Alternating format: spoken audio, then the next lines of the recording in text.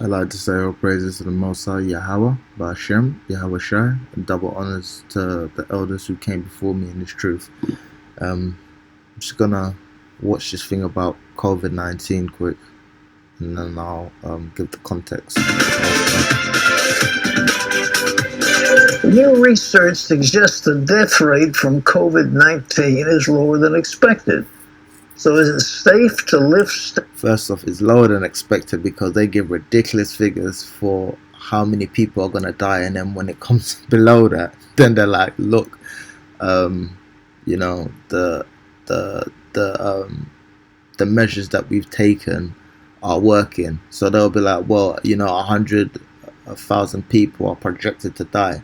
So when 20,000 people die instead of 100,000 people, they'll turn around and be like, the measures that we've taken are working. So it's all bullcrap. At home orders and lighten up on social distancing.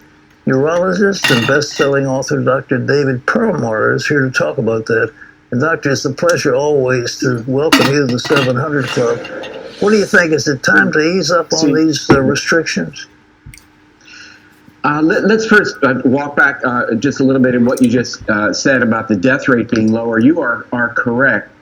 And the reason that this statistic now is changing is because we're learning that there are a lot more what we call asymptomatic carriers or people who had been infected and did not get symptoms than we had anticipated. One study out of Chelsea, Massachusetts, a couple of days ago showed that as many as 1/3 of the population of that city carries antibodies, like you talked about earlier in the segment with respect to plasma treatment. So that means that a lot of people who aren't being normally tested maybe have been exposed to this virus, which means when you do the math that the actual death rate is dramatically lower. Might ultimately even approach the death rate of the flu, which is certainly good news because early on, we were told that the death rate, at least from the data we were originally receiving from China, was somewhere in the neighborhood of 3 to 5%, which is very, very high. Now, we're hearing about unexpected effects, like young people in their 20s and 30s developing blood clots and having strokes or damage to their brain. Why is this happening? It's an interesting question, and we certainly puzzled over why those numbers didn't start to appear until the coronavirus came to America. Then we began seeing younger individuals getting issues like you just described. And, we say that why should that happen to America's youth? Because, my goodness, they're young and healthy. And unfortunately, young in America doesn't necessarily mean healthy. We have extremely high rates in America of young people having things like type 2 diabetes and obesity and even elevated blood pressure. And we now recognize that those are powerful risk factors for having a bad outcome when people are infected with COVID-19. So that really does, however, open the door. The bright side here is that it really tells us that our lifestyle choices may be playing a huge role in determining our outcome. So that I'm just going to stop there because, whenever they talk about this COVID-19 thing, and I've seen people, I go around and I see how people behave. They're basically telling you to do things that you should be doing anyway. Like they're telling people to be sanitary, and we'll look up the definition of sanitary here, relating to the conditions that affect hygiene and health, especially the supply of sewage facilities and clean drinking water, hygienic and clean, which is what sanitary means. They're telling people to be sanitary, but at the end of the day, you should be sanitary anyway. You shouldn't be fat to the point where you're so fat that somebody then comes along and tells you you've developed health issues because you don't look after yourself. If you stay ready, you don't have to get ready. And all this stuff they're telling you to do is just based on common sense and things that you should have been doing before. I mean, they said you should close the toilet lid, and we look into here. You just put it in Google. It says because if you don't close the toilet lid when you flush, a lot of unfriendly bacteria is going to spray all over your bathroom. When the toilets contain feces or vomit, The flush can produce potentially infectious aerosols that will live in your bathroom for hours. So, it to me, it's always been common sense. I've always closed the toilet bowl when I go to the toilet. I always make sure I clean up after myself. It says here what happens when you don't close it. If you don't close the lid, a lot of harmful bacteria can spray all over your bathroom. Take it from family handyman, tech insider, and bustle. Blame the toilet plume aerosol effect. When you flush, the gushing water mixes with small particles of waste and showers the bathroom with fecal bacteria and viruses. Now, this is just common sense, but it seems a lot of people don't have common sense right now. So a lot of people, I've seen people are trying to be a lot more healthy now than they normally would be. And people are saying to close the toilet, to be more sanitary, to clean up after this. So look, at the end of the day, if you're a tramp and you're dirty, you're gonna be that way regardless. Now you may improve during this period. By the end of the day, because you have those fundamental bad habits, you're not really gonna help yourself a lot. And from my experience, a lot of people who are dirty and not clean, they have a lot of demons on them. Like I've heard people play loud music or just play things loud, and you're staying with them, and they're telling you to keep things down, at 8 o'clock in the morning, but they'll wake up at 9 o'clock in the morning. They'll be telling you to turn things down at 8 o'clock in the evening, should I say, and they'll get up at 8 o'clock in the morning and blast the TV loud, but they're telling you not to do that, and it's not even their house. They're staying with somebody, or they're staying in your house. You know what I mean? And they're being cheeky to you and telling you how to behave in your home or in your family home. Do you understand what I'm trying to say? So during this process, just like you can see all the demons on people, because I really believe this disease is showing people for who they really are, and a lot of the things that people are telling you to do is common sense stuff. Like I see people buying ginger now, drinking ginger and lemon, and you can see the benefits of lemon and ginger tea. Soothes and relieves cold and flu symptoms, helps with digestive issues, keeps your metabolism fired up to help your immune system. If you have a high metabolism, you're going to get rid of a cold that much quicker. Strengthens your immune system. It detoxifies, any bad bacteria that might be in your body. It's excellent for your skin. It freshens your breath. It relieves menstrual cramps. It smells good, which is just bull crap. But it's like, now people want to do all of these things that they should have been doing anyway. They're doing things that they should have been doing anyway if they applied common sense. And the great thing about the scriptures is when you read it, it basically builds a foundation of you being able to apply common sense and discernment to every single facet of your life. I mean, if you're really in the scriptures, you're gonna fast, and fasting, if you research into it, helps with blood pressure. It actually cleans out your body when you don't eat, because then your body can kind of get rid of all the bad stuff, and it uses your fat reserves. It takes because basically when you eat food, you might have a lot of what's the word for it?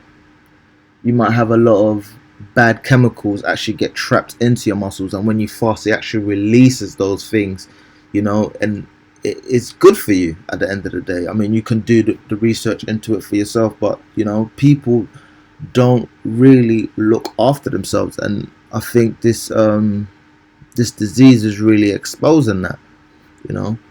If you look into Isaiah 33:6, and wisdom and knowledge shall be the stability of thy times, and strength of salvation. The fear of the Most High is his treasure. So right now, people don't know what's going on. They don't know how viruses actually spread. They don't.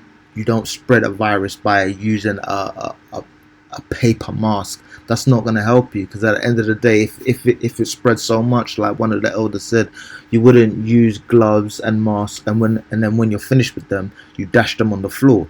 You'd be spreading the disease that way. People stay 6 meters from each other, get into the store, and then they'll bunch up, at the checkout. So the things that people are doing actually goes against reason and common sense, and it makes no sense, because you can actually understand that these people have demons on them, and they're dirty in more ways than one. They're dirty physically, they're dirty spiritually, and they're dirty mentally. They're brain dirty. They don't have any level of intelligence. So you can see that expressed by how they actually deal with this so-called crisis. And the Lord is clean. You couldn't picture a Mashiach, living in a filthy house, pissing on the toilet, taking a dump in the toilet and not flushing it, or leaving doo-doo on the sink, or having a messy kitchen, or having a dirty room. You couldn't imagine like that. The kingdom of heaven is not going to be a dirty place. They say cleanliness is next to godliness, and that's not biblical, but that's just common sense. And you knew the Most High liked cleanliness. He expected the priest to wash before they came anywhere near him.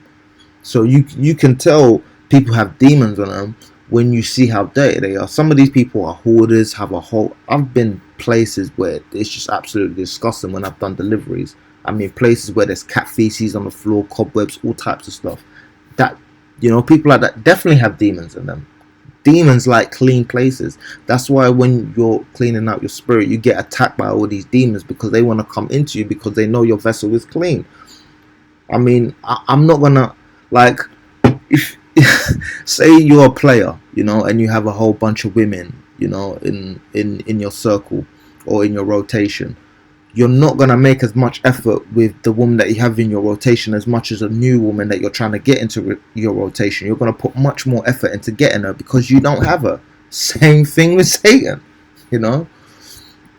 If you look into Exodus here, Exodus 30:17, the bronze basin, the Most High said to Moses, "You shall make a basin of bronze with its stand of bronze for washing. You shall put it between the tent of meeting and the altar, and you shall put water in it, with which Aaron and his sons shall wash their hands and their feet when they go into the tent of meeting, or when they come near the altar to minister, to burn a food offering to the Most High." You have to be clean to make an offering to the Lord.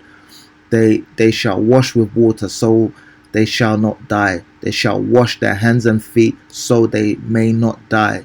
It shall be a statute forever to them, even to him and to his offspring throughout their generations. And now they're telling you to stay clean. You should have been clean anyway if you was reading the scriptures. Not that I'm throwing shade to anybody. If it doesn't apply, let it fly. In the continuation here. Oh, this is the English Standard Version I was reading. I'll read the King James Version. "And the Most High said unto Moses, saying, Thou shalt also make a laver of brass, and his feet also of brass, to wash withal. Thou shalt put it between the tabernacle of the congregation and the altar, and thou shalt put water therein. For Aaron and his sons shall wash their hands and their feet thereat.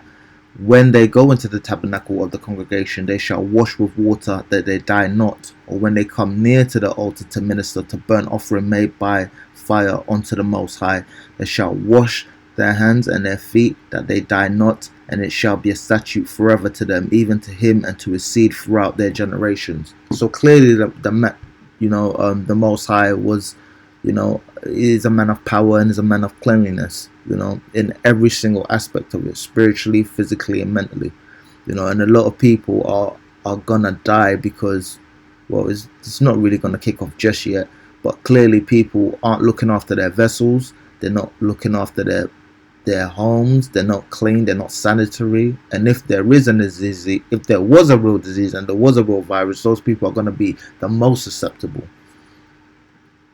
We're talking about Psalms 51:7 here. "Purge me with hyssop, and I shall be clean. Wash me, and I shall be whiter than snow." And if you go into hyssop soap, hyssop or hyssopus officinalis, sorry for butchering the pronunciation, is believed to contain substances which may protect the skin against sunburn. Hyssop is an antiperspirant and astringent like sage, and can be used in deodorants. So if you look into antiperspirant, to perspire, to sweat, a substance that is applied to the skin, especially under the arms, to prevent or reduce perspiration. And one of the elders was saying how the Most High hates sweat. You know what I mean? That means you hate dirt. and astringent, causing the contraction of skin cells and other body tissues. So basically, it keeps your skin tight. So we can just see just from the basis here that the Most High is clean, likes cleanliness, and you're supposed to reflect that in how you move and how you behave. And with that, I'd like to say all praises to the Most High Yahweh, Ba'ashem, Yahweh Shai.